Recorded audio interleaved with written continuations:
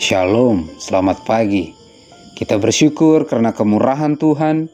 Pagi hari ini kita dapat berjumpa kembali dalam renungan pagi bersama yang diambil dari buku Maranatha Tuhan Datang yang ditulis oleh hamba Tuhan Nyonya Ellen G. White. Sebelum kita merenungkan kebenaran firman Tuhan, mari kita berdoa.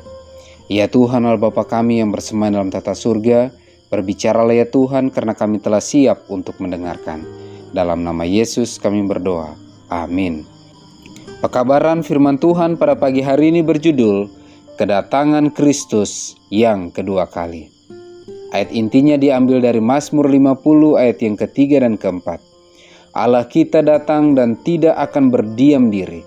Di hadapannya api menjilat, sekelilingnya bertiup badai yang dahsyat. Ia berseru kepada langit yang di atas dan kepada bumi untuk mengadili umatnya.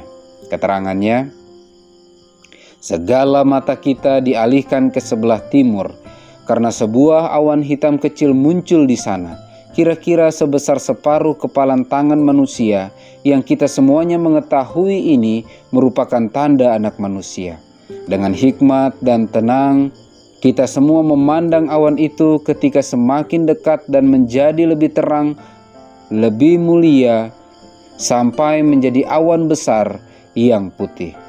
Dasarnya tampak seperti api. Sebuah pelangi ada di atas awan itu. Sedang di sekelilingnya 10.000 malaikat menyanyikan suatu nyanyian yang sangat merdu. Dan di atas awan itu Anak Manusia duduk. Ketika pertama kali muncul di kejauhan, awan itu tampak amat kecil. Malaikat mengatakan bahwa itulah tanda Anak Manusia. Ketika awan itu semakin dekat ke bumi, maka kita dapat memandang kemuliaan dan keagungan Yesus yang sempurna ketika ia datang dengan awan untuk merebut kemenangan. Rambutnya putih dan berikal panjang sampai ke atas bahunya, dan banyak mahkota di atas kepalanya. Kakinya tampak seperti api, di tangan kanannya ada sabit yang tajam, di tangan kirinya sebuah trompet perak. Matanya bagaikan nyala api yang mencari anak-anaknya ke sana kemari. Kemudian semua wajah manusia menjadi pucat dan mereka yang ditolak Allah menjadi hitam. Kemudian kita semuanya berseru, siapakah yang dapat bertahan? Apakah jubahku tidak bercacat?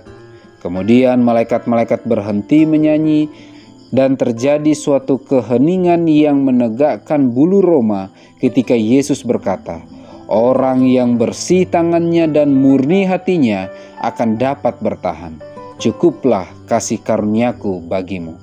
Pada saat ini wajah kita diterangi dan sukacita memenuhi setiap hati.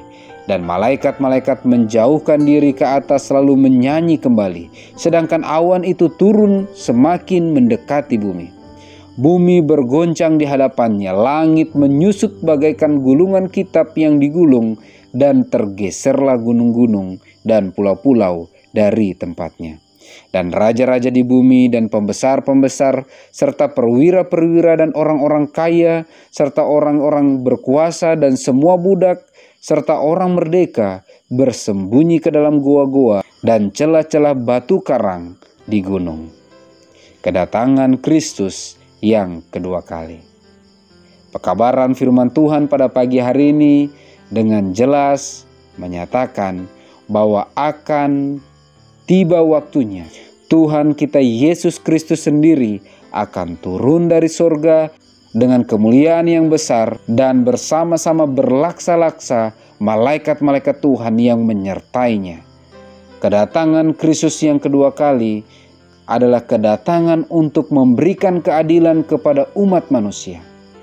Bagi umat-umat Tuhan yang terus datang lebih dekat kepada Tuhan, yang telah diselesaikan seluruh dosanya dalam pengadilan sorga, yang telah diampuni dan telah menerima meterai Allah yang hidup, akan dinyatakan layak untuk menerima upah hidup kekal bersama-sama dengan Tuhan dalam kerajaan sorga.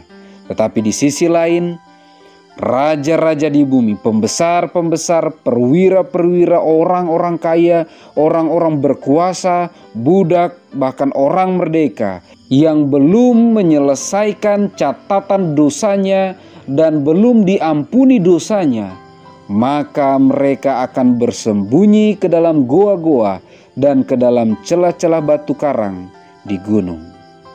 Untuk itu, sebelum pintu kasihan tertutup, sepanjang masih terbuka kesempatan bagi kita untuk memperbaiki diri, untuk menyelesaikan perkara dosa kita kepada Tuhan, waktunya kita untuk berbenah diri. Waktunya bagi kita untuk datang lebih dekat kepada Tuhan, memohon pengampunan dari surga, sehingga dengan pertolongan Tuhan, kita bisa dilayakkan, kita bisa diampuni dari segala dosa kekurangan kita, dan siap menyambut kedatangan Tuhan yang kedua kali.